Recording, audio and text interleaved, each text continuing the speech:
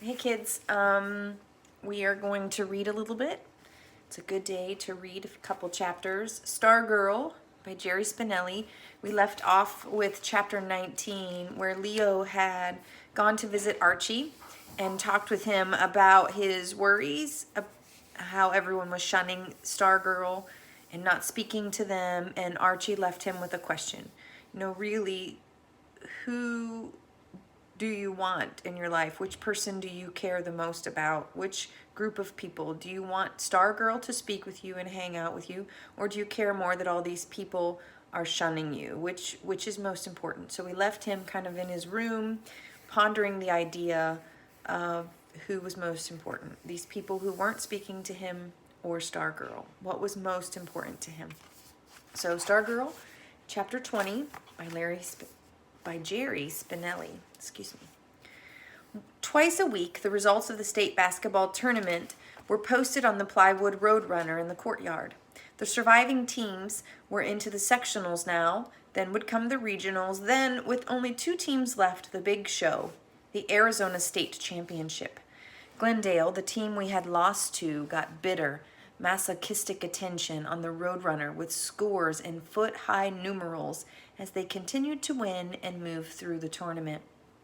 Meanwhile, Stargirl was involved in a tournament of her own, the oratorical contest. As Mika High's winner, she qualified for the district talk-off, as the Times called it. It took place in the auditorium of Red Rock High School, and lo and behold, Stargirl won that too. Next stop was the state finals in Phoenix on the 3rd Friday in April. In my homeroom, when the announcement came over the PA about Stargirl winning the district title, I was about to let out a cheer, but I caught myself. Several people booed. Getting ready for the finals, Stargirl practiced on me. Most often we went into the desert. She did not use notes, nor did her words seem memorized. Each time she gave the speech, it was different. She seemed to insert new material as it popped into her head. She matched her words so perfectly that the speech was not a speech at all, but one creature's voice in the wild, as natural as a raven's caw or a coyote's howl at midnight. I sat cross-legged on the ground. Cinnamon sat on me. We listened in rapture, and so I half believed did the tumbleweed and the cacti, the desert, the mountains, all listening to the girl in the long falling skirt.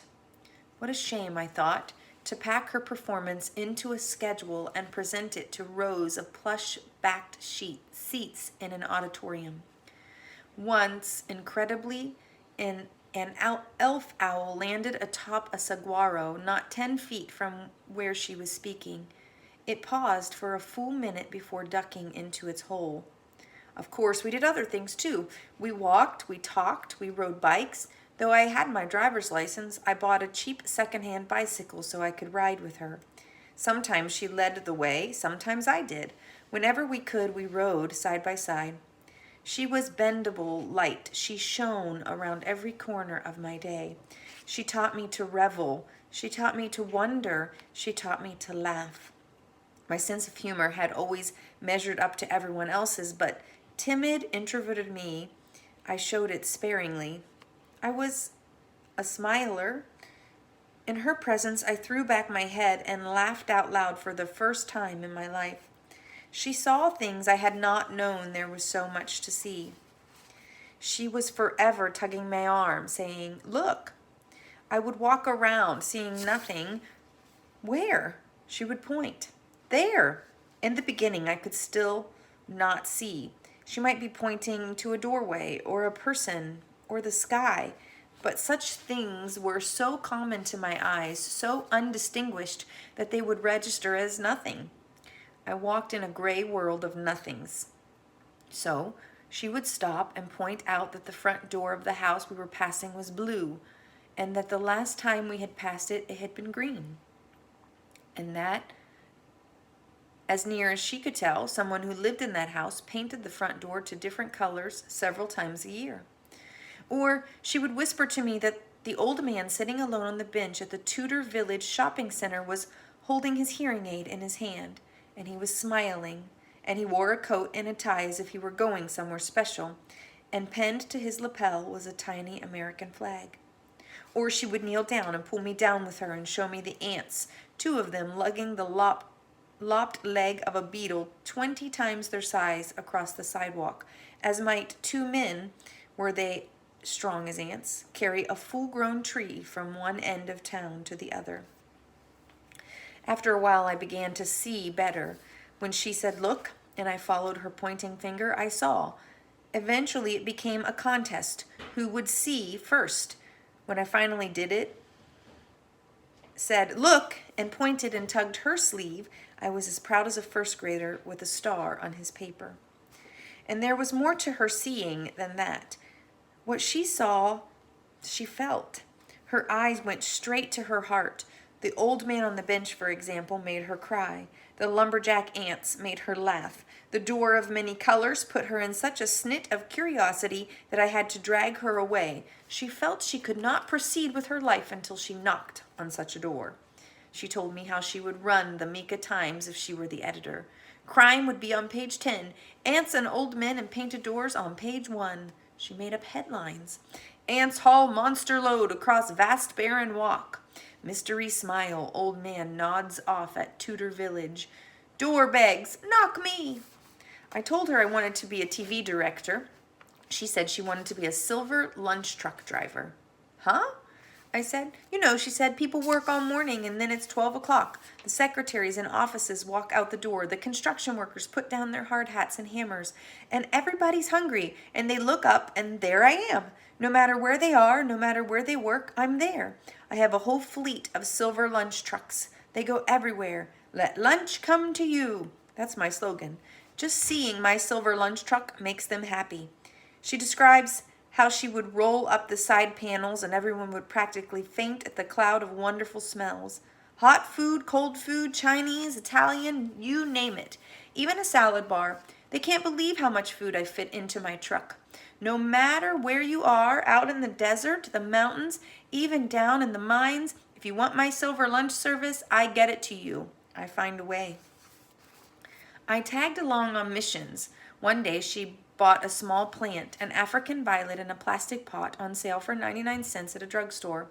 Who's it for? I asked her. I'm not exactly sure, she said. I just know that someone at an address on Marion Drive is in the hospital for surgery. So I thought, whoever's back home could use a little cheering up. How do you know this stuff? I said. She gave me a mischievous grin. I have my ways. We went to the house on Marion Drive. She reached into the saddle pack behind her bicycle seat. She pulled out a handful of ribbons. She chose a pale violet one that matched the color of the tiny blossoms and stuffed the remaining ribbons back in her seat pack. She tied the violet ribbon around the pot. I held her bike while she set the plant by the front door. Riding away, I said, why don't you leave a card or something with your name on it? The question surprised her. Why should I? Her question surprised me. Well, I don't know. It's just the way people do things. They expect it. They get a gift. They expect to know where it came from. Is that important? Yeah, I guess.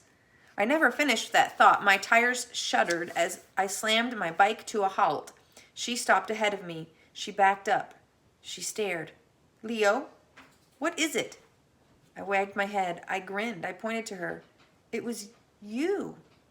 Me what?